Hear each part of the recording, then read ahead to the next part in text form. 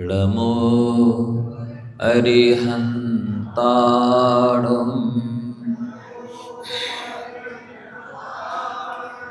ळमो सिद्धाणम्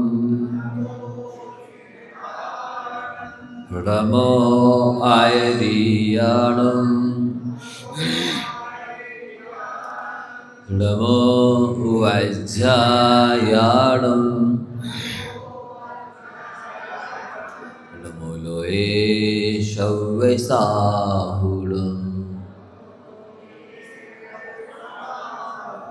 एषो पंचणमो यारो सवे पावपणासिडो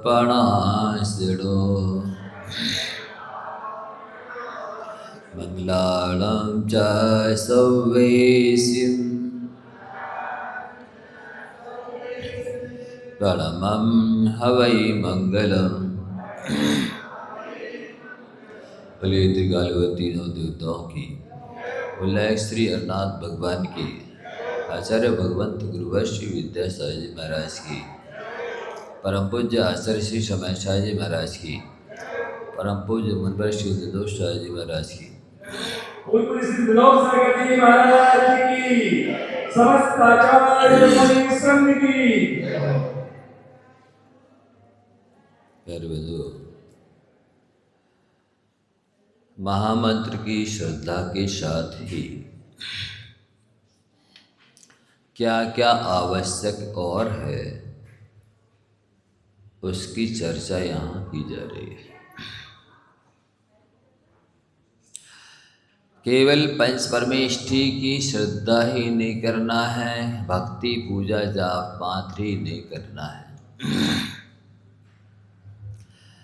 जैसे केवल दवाई का सेवन मात्र ही नहीं करना होता है, साथ ही कुछ और आवश्यक करने योग्य होते हैं।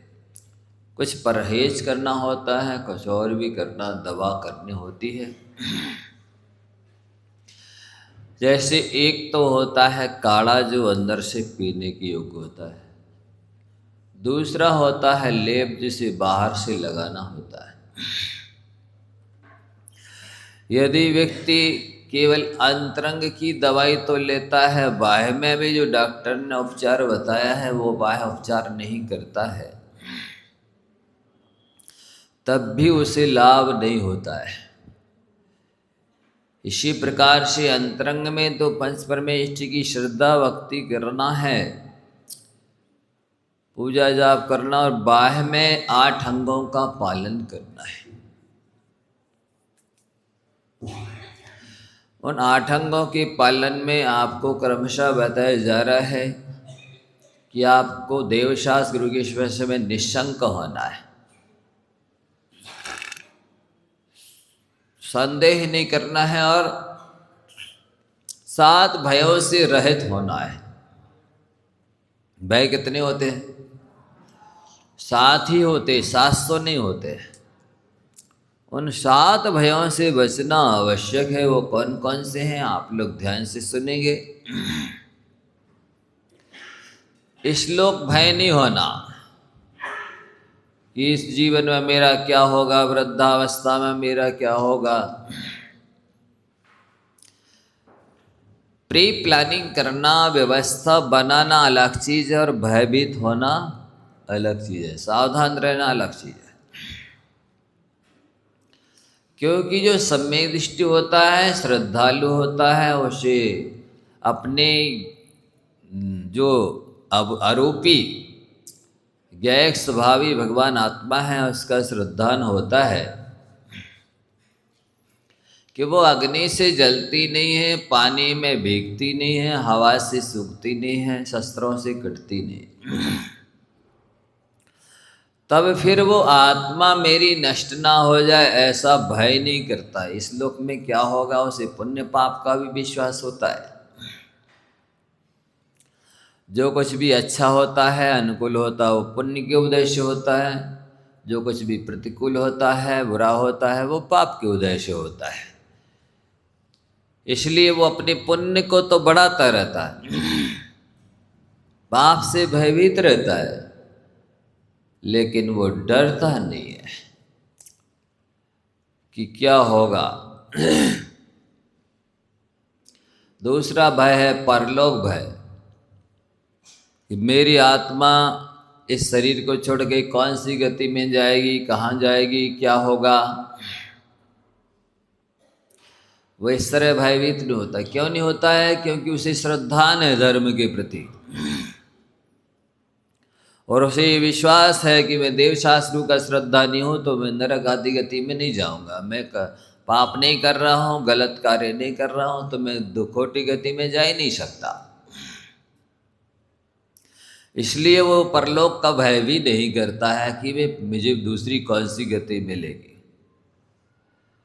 तीसरा है मरण भय। उस धर्मात्मा को, सम्य दृष्टि को मरण का भय भी नहीं होता है, सावधान तो रहता है। ऐसा नहीं उसे मरण का भय नहीं है तो रेल की पटरी पे जाके सो जाए, जबरदस्ती गले में फंदा लगाए, क्योंकि हम मरण का भय नहीं है हमें, तो हम तो सभ्य दृष्टि है। ऐसा नहीं करेगा वो। सावधान तो रहेगा, लेकिन मरने से डरेगा नहीं कि मर ना जाए, मर ना जाए, मर ना जाए। उसे मालूम है कि जिसका जन्म हुआ है तो मरना तो है, निश्चित है। तो लेकिन वो मरने से डरता नहीं। सावधान रहते हुए भी, श्रद्धा रखते हुए भी कि जिसका जन्म हुआ उसका मरना होगा, सावधानी रखता है, लेकिन मरने से डरता नहीं। तीसरा है चौथा वेदना का भय। पहला इहलोक भय, दूसरा परलोक भय, तीसरा मरण का भय, चौथा वेदना का भय। वो अभी मान लो स्वस्थ है तो ऐसा डरेगा कि नहीं, डरेगा नहीं कि मुझे वेदना ना हो जाए, कोई बीमारी ना हो जाए, क्योंकि वो जानता है कि यदि पाप का उदय होगा, मैंने औषधि दान नहीं दिया होगा पिछले जन्म में, इस जन्म में मैं लोगों की, बीमार, दुखी, दीनहीन की, वृद्धों की, असहाय अनाथ की सेवा नहीं कर रहा हूं, तो पाप कर्म के उदय से मुझे रोग होगा। लेकिन वो वेदना से डरता नहीं है, कि उसे विश्वास है यदि पाप कर्म का उदय होगा तो डरने से भी, वेदना से मैं बच नहीं सकता, और मेरे पुण्य का उदय होगा तो मुझे वेदना हो नहीं सकती है। तो चौथा वेदना का भय भी उसे नहीं होता है। पांचवा है अगुप्ती भय। अगुप्ती, अगुप्ती भय का मतलब होता है कि वह इस तरह से नहीं डरता है कि मेरे पास कोई कोट, किला, खाई छुपने के लिए नहीं है, तलघर नहीं है छुपने के लिए, मैं कहाँ जा कर के छुप जाऊं। क्योंकि वो जानता है कि असाता वेदनी का उदय तो आप चाहे तलघर में छुपें, कोठ में, किले में, छाए खाई के अंदर घुस जाए, कहीं भी चले जाए, पाप कर्म तो वहां भी आ जाता है। इसलिए वो अगुप्ती भय उस नहीं रखता है। वो तो अपने पुण्य को बढ़ाता रहता है और उस पुण्य से सुरक्षित रहता है, अगुप्ती भय नहीं करता। छठवा है अकस्मात भय। अकस्मात भय का मतलब वो ऐसे डरता नहीं रहता है अचानक कोई विपत्ति ना आ जाए, अचानक कुछ हो ना जाए, क्योंकि उसे मालूम है कि अचानक कुछ नहीं होता है, जो कुछ होता है पाप कर्म के उदय से होता है। वैसे विपत्ति, बीमारी और मौत बिना इत्तला दिए आते हैं, ये सूचना नहीं देते, बिना सूचना दे करके ही आते हैं। पर वो अपने परिणामों को संभालता है, सुधारता है, पुण्य को बढ़ाता है, अकस्मात किसी डर से भयभीत नहीं रहता। सातवां है आरक्षा भय। आरक्षा भय का मतलब मेरी कोई रक्षा करने वाला नहीं है, कोई बलवान, कोई मित्र, कोई सैन्य, इस तरह कोई सुरक्षा कवच मेरे पास नहीं है, तो इससे वो डरता नहीं है, क्योंकि उसे मालूम है कि यदि मेरे पुण्य का उदय है तब फिर मुझे किसी तीसरे व्यक्ति की आवश्यकता नहीं है, और यदि पाप का उदय है तो फिर कोई भी साथ में और पास में रहे वो भी हमारी सुरक्षा नहीं कर सकता है, हमें कष्टों से बचा नहीं सकता है, रोक नहीं सकता है। इसलिए निशंक की तंग का धारी वो सम्यक दृष्टि जीव निशंक होता है, निर्भय होता है, और साथ ही दूसरा अंग उसका होता है कांक्षा। वो धर्म के बदले में सांसारिक कुछ भी नहीं चाहता, यद्यपि उसे जीवन जीने के लिए कुछ व्यवस्थाएं तो चाहिए, उसे तो वो व्यापार करता है, लेकिन धर्म के बदले मुझे ये चीज़ मिल जाए ऐसा वो नहीं करता, क्योंकि उसे मालूम है कि धर्म तो बिना मांगे ही सब कुछ देता है। धर्म का स्वभाव ही है कि जो धर्म को धारण करता है धर्मों से, दुखों से निकाल करके सुखी स्थान में पहुंचा देता है, इसलिए वो धर्म के बदले कुछ नहीं मांगता। तीसरा है निर्विचिकित्सा अंग, वो धर्मात्माओं की से गिलानी, घृणा, ईर्ष्या, नफरत, द्वेष, बैर, विरोध आदि नहीं रखता। कोई सामने वाला जीव भूख से, प्यास से, ठंडी से, गर्मी से पीड़ित है तो उसकी भूख, प्यास, ठंडी, गर्मी को दूर करने की कोशिश करता है, बीमारी है तो बीमारी दूर करने की कोशिश करता है, और स्वयं के लिए यदि भूख, प्यास, ठंडी, गर्मी, बीमारी परेशान करती है तो यथाशक्ति सहन करता है, लेकिन अपने भावों को खराब नहीं करता।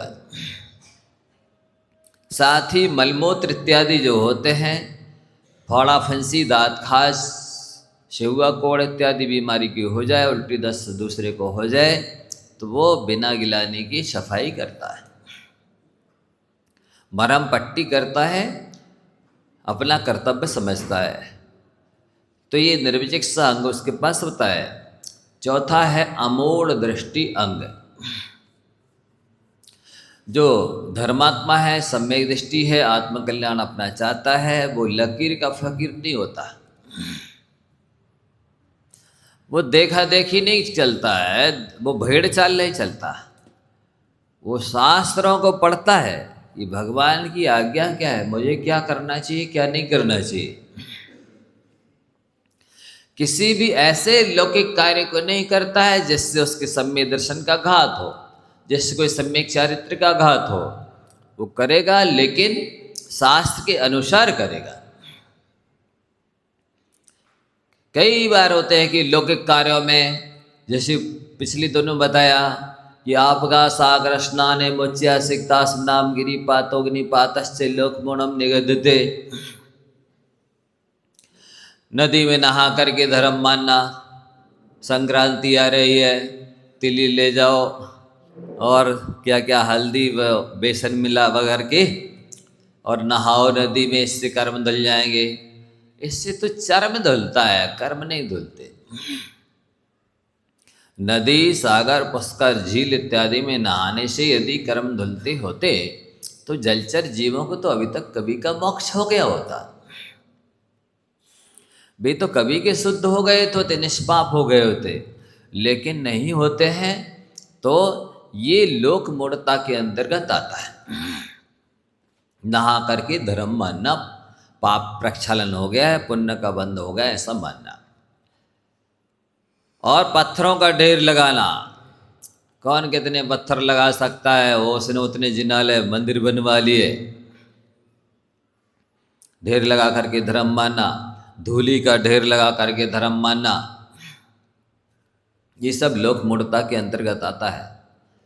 और पहाड़ से गिर करके अपने प्राणों का विसर्जन करके धर्म मानना, अग्नि में जल करके सती प्रथा होने को चलाना कि ये धर्म है, सतीत्व है, ये सब लोक मूढ़ता के अंतर्गत आता है। वो सम्यक दृष्टि धर्मात्मा इन सारे कामों से बचता है। फिर किसी भी तरह के वरदान की इच्छा से बरोपलिप्सयासावान रागद्वेष मलिमशा देवता यदुपासित देवता मोड़ मुच्यते। वरदान की इच्छा से कि मुझे ये कोई वरदान दे देंगे, आशीर्वाद दे देंगे, खुश होकर के मेरा सहयोग कर देंगे, मुझे लक्ष्मी दे देंगे, ऐसा मान करके वो किसी भी रागी द्वेषी कामी क्रोधी देवी देवता के पास में रही जाता है कि मंगलवार को ये सिंदूर चढ़ाना है, कि शनिवार को तेल चढ़ाना है, कि बुधवार गुरुवार को कोई छोला चढ़ाना है, ऐसा मान करके किसी भी देवी देवता के पास वो नहीं जाता। वो समझता है कि पूज तो 9 देवता ही हैं, पंच परमेष्ठी ही हैं, देवशास्त्र गुरु ही हैं। इसके अलावा जो रागी द्वेषी कामी क्रोध आदि देवी देवता हैं, राग की पहचान क्या है? वस्त्राभूषण पहनते हैं, अपने पास में स्त्री को, भाई को आदि को बिठाते हैं, वे रागी माने जाते हैं। और द्वेष की पहचान क्या है? अस्त्र शस्त्र रखते हैं, मुदगर रखते हैं, धनुष बाण रखते हैं, तलवार रखते हैं, त्रिशूल रखते हैं, ये सब द्वेष की पहचान है। तो जिनके स्वयं शत्रु हैं या जिन्हें स्वयं राग द्वेष है, वे दूसरों को सुखी नहीं बना सकते हैं। इसलिए वो ऐसे रागी द्वेषी कामी क्रोधी देवी देवताओं की उपासना नहीं करता है, नमस्कार नहीं करता है, किसी भी तरह से सम्मान नहीं करता। अन्यथा ये क्या वो कहलाता है? देव मूढ़ता कहलाती है। इसलिए सम्यक दृष्टि इनसे भी बचता है और साथ ही गुरु मूढ़ता से भी बचता है। गुरु मूढ़ता जानते हैं? जो स्वयं राग द्वेष से मैले हैं, पर विषय कषाय से सहित हैं, परिग्रह आदि रखते हैं, उनको गुरु नहीं मानता। गुरु तो दिगंबर होते हैं और आरंभ परिग्रह विषय कषाय से रहित होते हैं, उन्हें गुरु माना जाता है। जो वस्त्र पहने होते हैं वो कोई शिक्षा गुरु हो सकते हैं, टीचर हो सकते हैं, वे परमार्थ गुरु नहीं हो सकते हैं। जिनकी श्रद्धा करने से सम्यक दर्शन होता है, वे तो दिगंबर ही होते हैं। दिगंबर होना मात्र महत्वपूर्ण नहीं है। बड़े बड़े बाल रखा लिए, जटा रखा लिए और धारी बना ली, अनेक तरह के रौद्र वेश धारण कर लिए, तो वैसे नग्न होना भी महत्वपूर्ण नहीं। जिन्होंने वसन के साथ साथ वासनाओं का भी त्याग कर दिया है, वे गुरु होते हैं। अन्यथा जिस किसी को यदि गुरु मानते हैं तो आप स्वयं विचारिए कि आप क्या संज्ञा दे रहे हैं गुरु के लिए। गुरु ब्रह्मा, गुरु विष्णु, गुरु देवो महेश्वरा, गुरु साक्षात परम ब्रह्म तस्मै श्री गुरुवे नमः। जो गुरु ब्रह्मा है, विष्णु है, महेश है, साक्षात परम ब्रह्म है, क्या कोई धोती दुपट्टा पहन करके तिलक लगा ले गुरु बन जाएगा? वो ब्रह्मा विष्णु महेश से बड़ा हो जाएगा? नहीं हो सकता है। इसलिए जिस किसी को गुरु नहीं मानना चाहिए, और जो लोग व्यवहार में आजकल प्रचलन हो गया, और गुरु क्या हाल है, जिस किसी से मिलते हैं तो इस तरह से संबोधित करते हैं, ये भी ठीक नहीं माना जाता।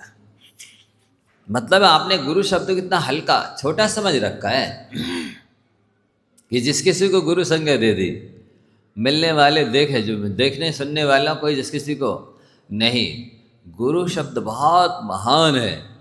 गा यानी जो गंभीर होते हैं, वो यानी उदार होते हैं, रा यानी जो रहस्य के, पुनः रा में भी एक ऊ है, गुरु में गा में ऊ है, रा में ऊ है। तो गा यानी गंभीर, वो माने उदार, और रा माने रहस्य के, वो माने उद्घाटक होते हैं। वे उदार गंभीर गुरु होते हैं, जिस किसी को गुरु नहीं माना जा सकता। गुरु तो पंच गुरु होते हैं, अरिहंत गुरु, सिद्ध गुरु, आचार्य गुरु, उपाध्याय गुरु, साधु गुरु। उन्हीं को पंच परमेष्ठी भी कहते हैं, उन्हें ही भगवान भी कहते हैं। ये बहुत बड़े बड़े विशेषण उनके साथ जुड़े हुए हैं।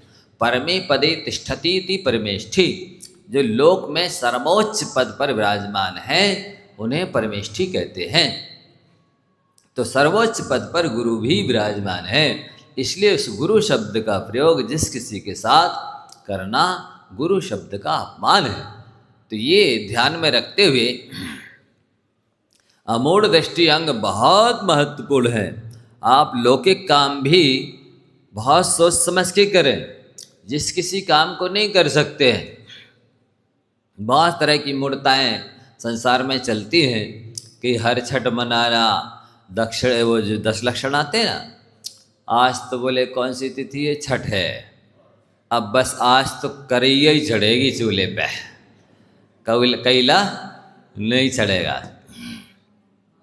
मतलब रोटी कच्चा अन्न नहीं बनेगा, आज तो पक्का ही पक्का अन्न चलेगा। कौन से शास्त्र में लिखा है ऐसा? मुझे तो पढ़ने सुनने में नहीं आया आज तक, बस देखने ही सुनने में आया है। ऐसी बहुत सारी नाग पंचमी है, घर के आए नाग ना पूजे, बामी पूजन जाए जैसी बात है। घर में निकल आए तो मरवा डालेंगे और बामी में फिर दूध रखने जाएंगे नाग पंचमी को। तो ये सब मूर्ताएं हैं। अब वो नाग है, त्रियंश गति का जीव है, उसमें देवत्व कहाँ से आ गया? बट का वृक्ष एक इंद्रिय जीव है, उसमें देवत्व कहाँ से आ गया? गाय की पूंछ में 3.5 करोड़ देवी देवता रहते हैं और एक भी देवता उसको कत्ल खानों में गट रही है, बचा नहीं रहा। ये क्या है? पृथ्वी को भी वो देवता मान लें, जल देवता, जल को देवता मान लें, अग्नि को देवता मान लें, वायु को देवता मान लें। एक इंद्रिय जीव हैं बेचारे, संसारी दुखी प्राणी। वृक्ष को देवता मान लें, सूर्य चंद्रमा को देव मान लें। ये सब अज्ञान विवेक के अंतर्गत आता है। इनमें देवत्व नहीं है, भगवत्ता नहीं है। देवता हो सकते, 4 गति की, 4 निकाय के जो देव हैं वे देवगति के जीव हो सकते हैं, लेकिन भगवान नहीं हो सकते हैं। तो यहाँ बहुत सारी इस तरह की मान्यताएं, परंपराएं चलती हैं लोक में, जो किसी भी कार्य में नहीं ऐसा करो नहीं तो अशुभ हो जाएगा, ये हमारे कुल देवता हैं, इन्हें नहीं पूजेंगे तो फिर हमारी खेती नहीं आएगी, फसल नहीं होगी, व्यापार नहीं चलेगा, कोई मर जाएगा इत्यादि भय। ये सब मिथ्या दृष्टि को होते हैं। सम्यक दृष्टि इन सभी प्रकार के भयों से रहित होता है। अमूढ़ दृष्टि अंग सामान्य नहीं है। मूढ़ माने मूढ़ता, अज्ञानता, और अमूढ़ माने जो विवेकी है, जागरूक है, सजग है, सम्यक ज्ञानी है, चतुर है, समझदार है, वो अमूढ़ दृष्टि अंग का धारी होता है। इसलिए जिस किसी को पूजना या जो कुछ भी चर्या चेष्टा करने लगना ये महत्वपूर्ण नहीं होता। उपासक अध्ययन में आचार्य सोमदेव महाराज जी ने लिखा है, क्या लिखा है? सर्वमेव ही जैना नाम प्रमाणम लौकिको विधि यत्र सम्यक हानिर्ना यत्र न व्रत दूषणम। धर्मात्माओं के लिए, सम्यक दृष्टियों के लिए वे समस्त कार्य मान्य हैं, क्रियाएं प्रमाणिक हैं, जिनसे सम्यक दर्शन की हानि ना हो और चरित्र में दोष ना लगे। यदि सम्यक दर्शन की हानि होती है, चरित्र में दोष लगता है, वे सारे कार्य वर्जनीय माने जाते हैं। यद्यपि शुद्धम लोक विरुद्धम ना करणीयम ना चरणीयम, जो कार्य शुद्ध होते हैं पर लोक विरुद्ध होते हैं, वे भी जब नहीं किए जाते हैं तो जिससे सम्यक दर्शन की हानि हो, चारित्र की हानि हो, वे काम तो किसी भी हालत में कभी भी करना ही नहीं चाहिए। तो लोके शास्त्रभाषे सम्या भाषे से देवता भाषे, ये अमूढ़ दृष्टि अंग का लक्षण आचार्य अमृतचंद महाराज जी ने पुरुषार्थ उपाय में लिखा है, जो आप सभी को बहुत गंभीरता से विचार करने योग्य है। आप जिस किसी शास्त्र की बात को प्रामाणिक नहीं माने, आपको देखना है कौन से आचार्य ने ये ग्रंथ लिखा है, किस सदी में लिखा गया है, इस ग्रंथ में जो बात लिखी है क्या इसके अलावा और भी दूसरे प्रामाणिक ग्रंथों में ये बात आती है, तब तो आप उससे माने प्रामाणिक। नहीं तो जिस किसी ने लिखा, जहाँ कहीं से छपवा दिया, अपने विशेषार्थ में, भावार्थ में अपनी बात अपनी मनमानी लिख दी और आप उसे शास्त्र मान लें और उसके अनुसार अपनी चर्या चेष्टा बना लें, तब तो आप अभी अमूढ़ दृष्टि अंग के धारी नहीं माने जाएंगे। आपको हमेशा याद रखना है कि हर जो कार्य करने जा रहे हैं अहिंसा की पुष्टि होनी चाहिए, अनेकांत की पुष्टि होनी चाहिए, तब तो वो शास्त्र सही है। यदि एकांतवाद की पुष्टि हो रही है और हिंसा का समर्थन, असंयम का समर्थन हो रहा है, तो वो शास्त्र प्रामाणिक नहीं है। इसलिए बहुत सारे शास्त्र संसार में प्रचलित हैं, चल रहे हैं, और जितने मत चलते हैं वे शास्त्रों के आधार से ही चलते हैं, पर लोगों को ये नहीं मालूम रहता है कि शास्त्र लिखा किसने। क्योंकि जिस किसी को संस्कृत आती है, कविता बनाना आती है, इसको लोग छंद बनाने आते हैं, तो कुछ भी लिख डालते हैं और वो आगे चल कर के 150 साल व्यतीत होते हैं और वे प्रामाणिक शास्त्र बन जाते हैं। इसलिए आपको जिस किसी शास्त्र को पढ़ करके या सुन करके या जिस किसी की बात सुन करके प्रामाणिक नहीं माननी चाहिए, उस पर विचार करना चाहिए, क्या वास्तव में ये आगम के अनुकूल है? क्या भगवान ने ऐसा कहा है? क्या ऐसा करने से हमारा सम्यक दर्शन तो नहीं चला जाएगा, हमारे चारित्र में दोष तो नहीं लग जाएगा? इत्यादि बातों का विचार करके ही आपको किसी भी चीज़ का अनुसरण करना चाहिए और देखा देखी नहीं करना चाहिए। किसी ने कह दिया अष्टमी को, चतुर्दशी को तत्वसूत्र नहीं पढ़ना चाहिए। अब आपने उस व्यक्ति की बात मान ली, तो क्या वो व्यक्ति सिद्धांताचार्य है? उसने किस शास्त्र के आधार से कहा है? नहीं तो फलानी कह रही थी, मतलब उस फलानी को आपने अपना गुरु बना लिया, प्रामाणिक मान लिया उसको, कि उसने जो कह दिया सो वो पत्थर की लकीर हो गई, ब्रह्म वाक्य हो गए, अब उसके आधार से ही आप करेंगे। जिन बातों को गुरुजन कहते हैं वो तो सिर के ऊपर से निकल जाती हैं, उन पर विचार किया नहीं जाता। वो फलाने ने कह दिया इसलिए अष्टमी चतुर्दशी को अब हम तत्वासुत का पाठ नहीं करेंगे। कहीं किसी ने कह दिया भक्तावार रात में नहीं पढ़ना चाहिए, वो फलानी कह रही थी। किस आधार से कह रही थी? फलाने के मुंह में तो ताला लगा नहीं है, उसको तो विवेक है नहीं, उसके पास तो मुंह है, इसलिए कुछ ना कुछ बकेगी ही, बोलेगी। लेकिन आपको विचार करना है कि वो किस शास्त्र के आधार से कह रहे हैं। क्योंकि इस जैन समाज में बिना पढ़े लिखे, बिना फीस के, बिना मांगी सलाह देने वाले वकीलों की कमी नहीं है। वे जगह जगह रास्ते रास्ते मिल जाएंगे, इसलिए ऐसे वकीलों से आप लोग सावधान रहें। जो कोई कुछ कर रहा है, कह रहा है, वो किस शास्त्र के आधार से कह रहा है, वो शास्त्र कितना प्रामाणिक है, किसने लिखा है, इत्यादि बातों का विचार करके ही धर्म के मार्ग में चला जाता है।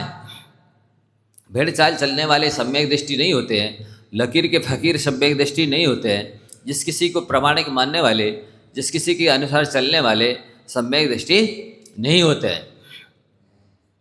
इसलिए शास्त्राभास कहा गया है, जिसमें आगम के अनुकूल कथन नहीं है, वो शास्त्र नहीं है, शास्त्राभास है, शस्त्र है।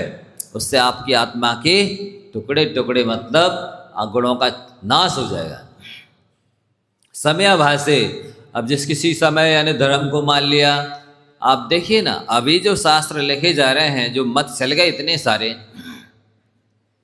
क्या भगवान महावीर स्वामी ने जो अपनी दिव्य ध्वनि में बताया था वो धर्म प्रामाणिक नहीं था? जो इतने पंथों को और चलाने की, अलग से परंपरा चलाने की आवश्यकता पड़ गई। और ये जो 150 साल से अभी अभी चल रहे हैं मत, अभी 150 साल बाद और देखना आप, तो बहुत पुराने हो गए, वो तो 200 साल हो गए बोले इनको, सैकड़ों सालों से चल रहा है ये धर्म। और ऐसा मान करके लोग उसे प्रामाणिक मान लेते हैं, ये ठीक नहीं है। अब देखिए जैन परंपरा में कितने मत चल गए, 13पंथ, बीतपंथ, सौंदगढ़ और तारणपंथ, श्रीमद राजचंद्र जी का मत, कितने चल गए हैं। मतलब आगम से कितने मेल खा रहे हैं, नहीं खा रहे हैं, कोई विचार करता ही नहीं। उन्होंने जिस जाति में जन्म ले लिया, जिस संप्रदाय में जन्म ले लिया, जिस व्यक्ति से पढ़ लिया, बस वे ही मेरे गुरु प्रामाणिक है, उन्होंने जो कहा वही पत्थर की लकीर है। धर्म के विषय में ऐसा अंधानुसरण नहीं चलता है। विवेक का परिचय दो, अपनी बुद्धि से काम लो कि सत्य कैसा होता है, वास्तव वस्तु स्वरूप कैसा होना चाहिए, कैसा करने से कल्याण होगा, क्या कैसा करने से नहीं होगा।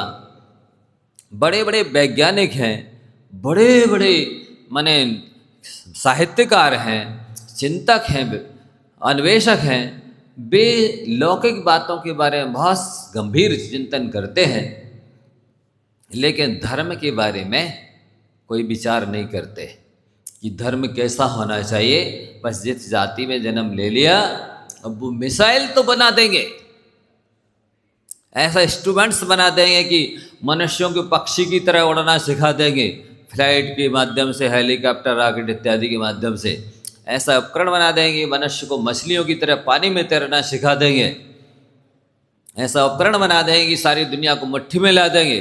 इतनी बुद्धि तो है उनके पास, लेकिन धर्म के मामले में विचार नहीं करते कि भगवान को कैसा होना चाहिए, भगवान कौन हो सकता है, शास्त्र को कैसा होना चाहिए, शास्त्र में कैसी बातें लिखी होनी चाहिए, गुरु कैसा हो सकता है, कौन से गुरु को मोक्ष मिल सकता है, किसके द्वारा चलने से हमारा कल्याण हो सकता है, इत्यादि बातों के विचार तो होता ही नहीं। जब बुद्धि है भी तो किस काम की। आपने इतना सूक्ष्म अन्वेषण किया लेकिन आत्मकल्याण के बारे में नहीं सोचा, तो आपकी बुद्धि किस काम की है। देवताभास, जो देव नहीं है लेकिन देव माना जा रहा है, ये मूर्ता के अंतर्गत है। लोके शास्त्राभासे सम्याभासे से देवताभासे, नित्य ही हमेशा हमेशा जो आत्मकल्याण चाहता है उस धर्मात्मा को, उस सम्य दृष्टि को, इन सब बातों के बारे में विचार करना चाहिए।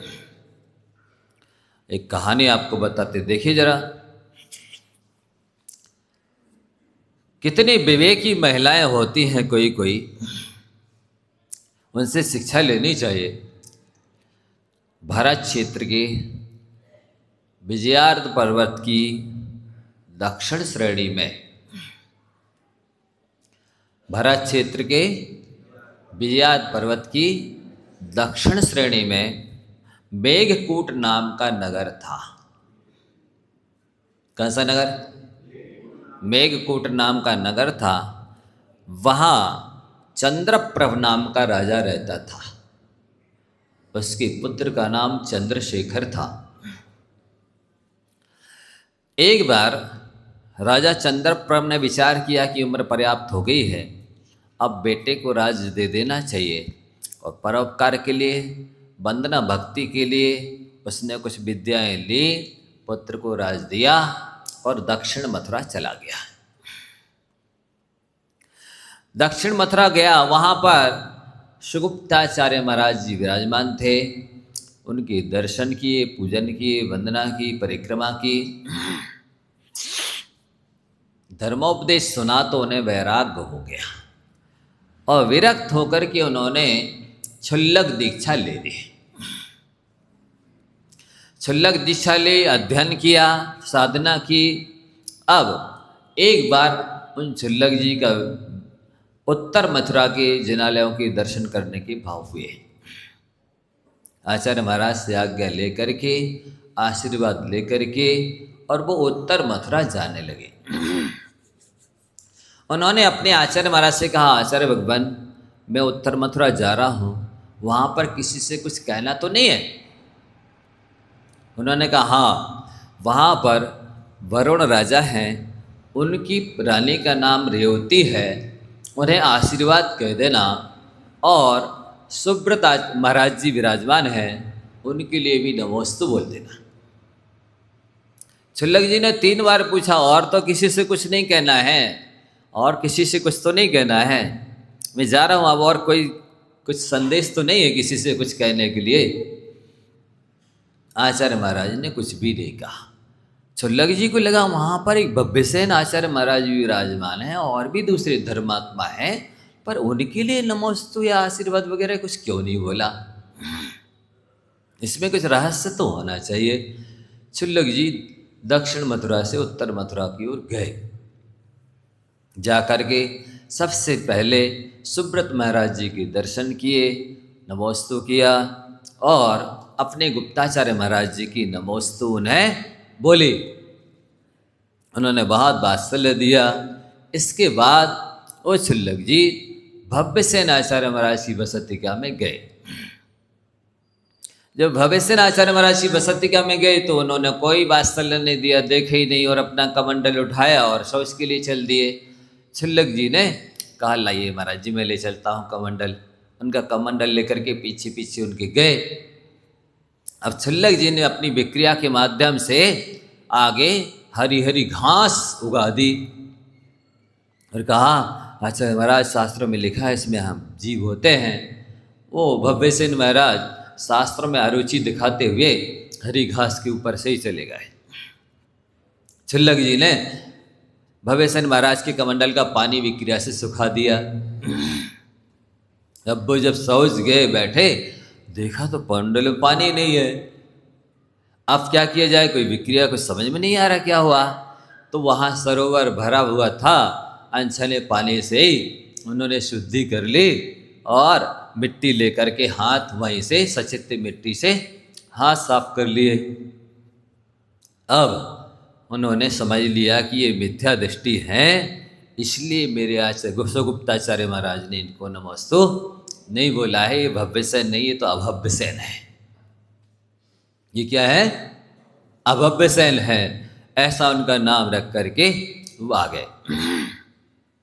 अब इसके बाद में अगले दिन उन्होंने पूर्व दिशा में एक विद्या के माध्यम से, विक्रिया के माध्यम से ब्रह्मा का रूप बनाया, जिनके 4 मुख थे, यज्ञोपवीत आदि धारण किए हुए थे। देवदानव नमस्कार कर रहे थे। सारे गांव के लोग दर्शन करने चले गए। भव्यसेन महाराज भी दर्शन करने चले गए। लोगों ने कहा रेवती रानी से आप भी चलिए। जिसने कहा मैं नहीं जाती, मैं तो पंच परमेष्टि का श्रद्धान करने वाली हूँ, नमोकार मंत्र पढ़ने वाली हूँ, मैं ऐसे ब्रह्मा आदि को मैं नहीं मानती। कौन सा है ब्रह्मा, कहाँ से है, कोई मायामयी होगा। नहीं गई। अगले दिन उन छुल्लक जी ने अपनी विद्या के माध्यम से दक्षिण दिशा में विष्णु का रूप दिखाया। 4 भुजाएं हैं, शंख है, गदा है इत्यादि देवदानों से पूजित है और बहुत भव्य बना दिया। जाके सारे गांव के लोग दर्शन करने गए, विष्णु जी पधारे हैं।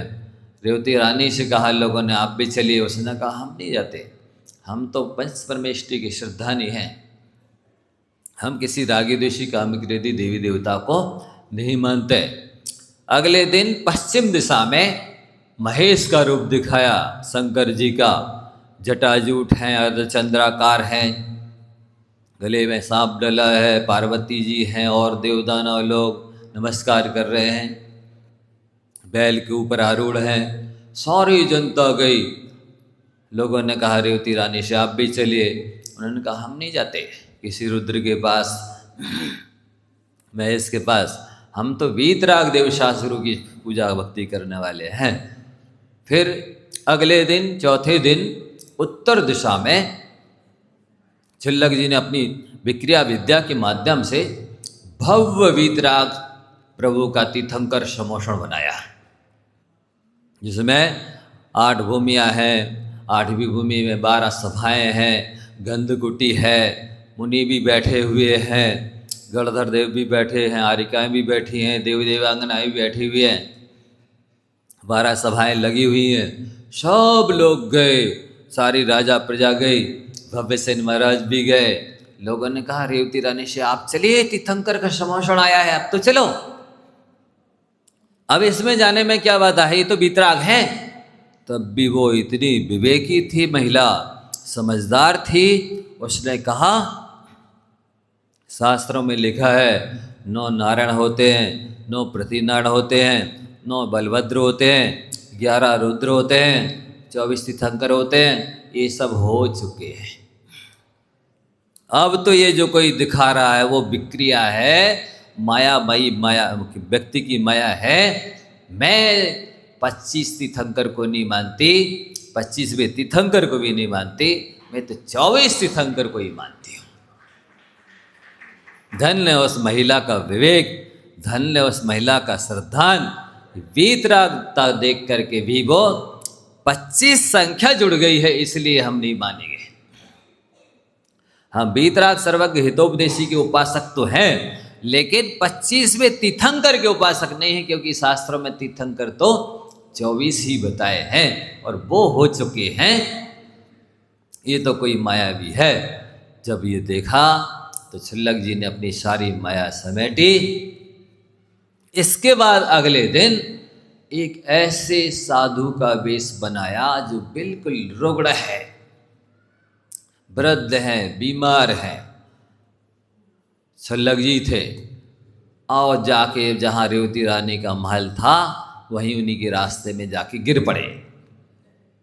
रेवती रानी को पता चला रही कोई छल्लक जी आए हुए हैं, वो अस्वस्थ हैं, वो गिर गए हैं। तुरंत उसका हृदय द्रवित हुआ, खुद आकर के छल्लक जी को उठा करके ले गई अपने मरणवास महल में।